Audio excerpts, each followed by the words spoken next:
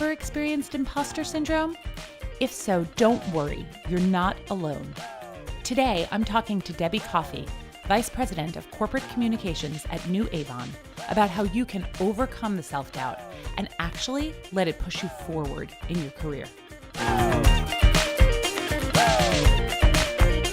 Throughout your journey in growing to the top of an organization, did you ever experience what is commonly known as imposter syndrome?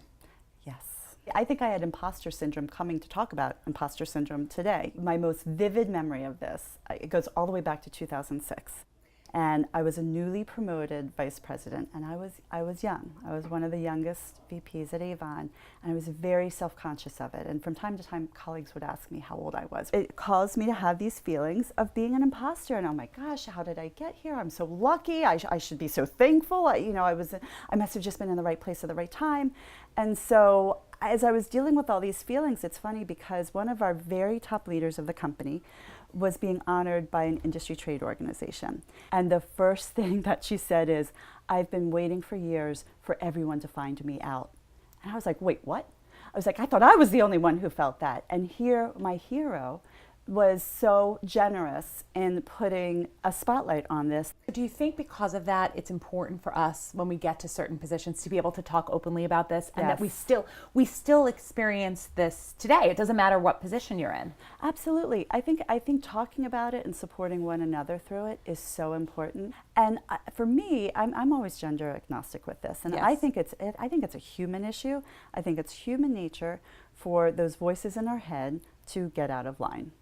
And so when you say, gosh, should we talk about it? I think it's important to talk to male and female colleagues about it. Women and men seem to experience imposter syndrome across the board. We all have it.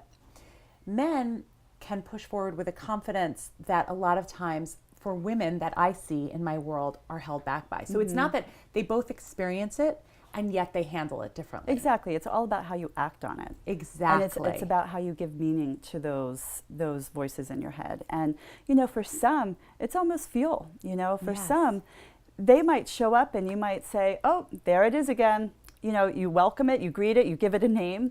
And then you tell yourself, you know what, good for you. It means you're uncomfortable. It means Yes. you're pushing yourself. It means Yes. you're challenging yourself. You're finding a growth opportunity here. What would you advise to those that maybe are struggling with imposter syndrome and feel at a loss for what to do? First of all, I think it's important to separate fact from fiction. And so I think when you get those feelings, it's about reminding yourself that you did earn your spot around that table, Yes. that you do have a right to be there.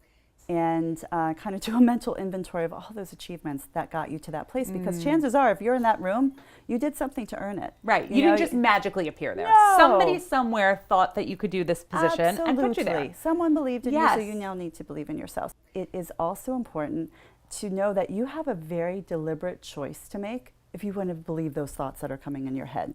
You don't have to accept those voices. You can recognize them, you can acknowledge them, but you don't have to accept them. And so I think it's really important to empower yourself that sometimes those voices in your head are nothing more than just a streaming thought along the screen.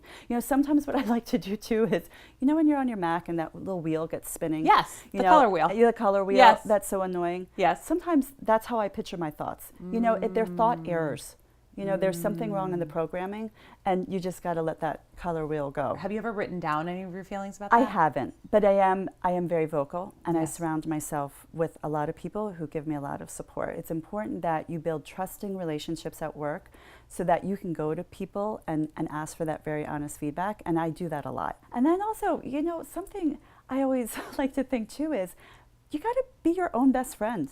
Yes. And so if you were sitting around a conference room table, and if your very best friend, and I know who mine is, I've been best friends with her since 4th grade. If she was sitting next to me saying, oh my gosh, I don't think I deserve to be here. I just got lucky. Someone's going to find me out. I'm going to be exposed. I would turn to her and say, oh my gosh, are you kidding me? You're amazing. Look at everything you've accomplished. Look at all the ways you've earned your right here. And you kind of need to turn that and be a little self-reflective and give yourself that pep talk of your own. What about the concept of fake it till you make it? Act as if you're Right. confident. Do you see merit to fake it till you make it? Being fake is being inauthentic. So are we saying that it's inauthentic to be confident in yourself. Is that inauthentic? I don't think that's inauthentic. I think the most authentic thing you could feel is self-love. Debbie, I'm so happy you came on today. Thank you for having me. I'm so appreciative of having you on, and you are the real deal. Oh my gosh. You are. Right back at you. Thank you.